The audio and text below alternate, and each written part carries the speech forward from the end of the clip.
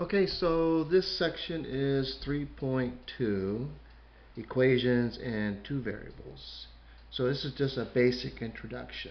So if you have a book and you're wanting to follow along, it's on page 178. But the first thing we're going to do is just look at what equations look like in two variables. So some examples. So some examples could be like y equal to 2x, okay, or we could have 3x plus 4y equal to 10. So this is another equation. Z equal to t to the second power. Okay, a minus b equal to 1. So these are all typical examples of two variables in an equation. So we have an x and a y, those are two variables. X and y again. Z and t are two variables because we don't know what the variables represent, what numbers they are, and a and b as well. So these are typical two variable equations, and so those are just examples to see. If we want to recognize ordered pairs as solutions, let's take a look at how we would do that. So let's say, for example, I have an equation of y plus x, well, y plus x equal to 3. And I'm asking, hey, is the coordinate point 1, 4 a solution to this equation? So is 1, which is the x, and the y is the 4. If I put those into the equation, would it give me a solution? So let's try that. We put 1 in for x, and then we'll put 4 in for y, bring down the plus sign. Okay?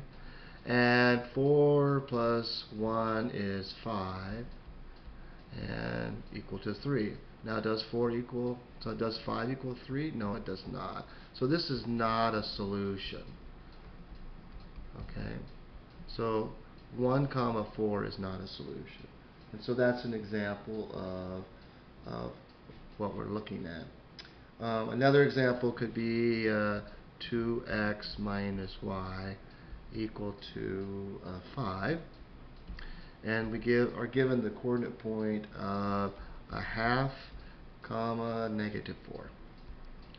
Again, I'm going to take the half and put it in for x, and then the negative 4 I'm going to put in for the y.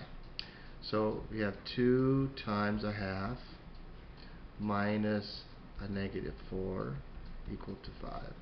Now I put parentheses because of the fact that I see two double negatives, and that's going to have to be multiplication there, so that's why I do that.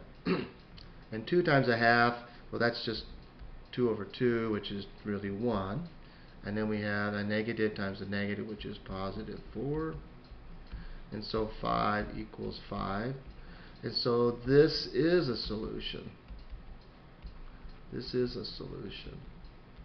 And so the 1/2 comma negative 4 would be a solution to that setup. Okay?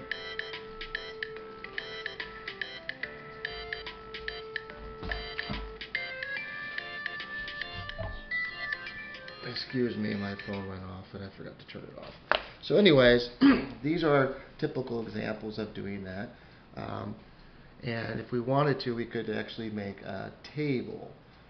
So making a table of solutions. So I'm going to do that on the right side here. So let's say we have x plus y equal to 5.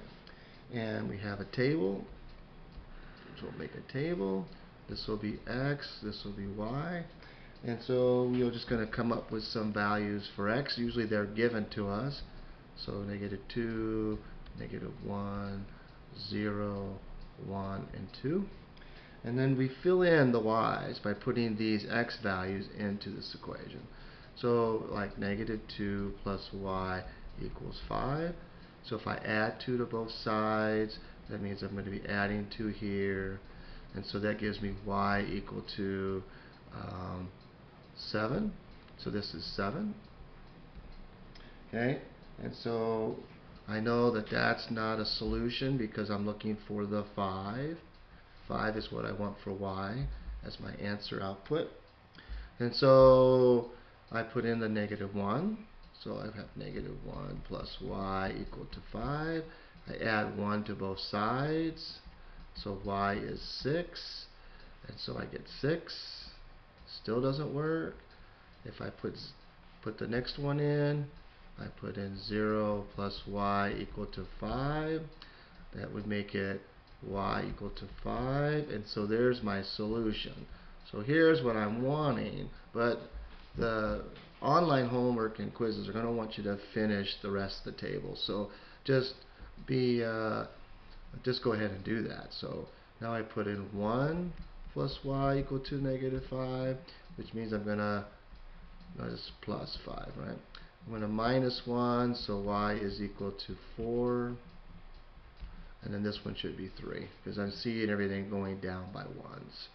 So this is how we are making a table to find the solution. And so in the homework and quizzes, this comes up a lot. And I even put this on one of my tests. So be starring this type of problem, because you'll see that coming up in the test.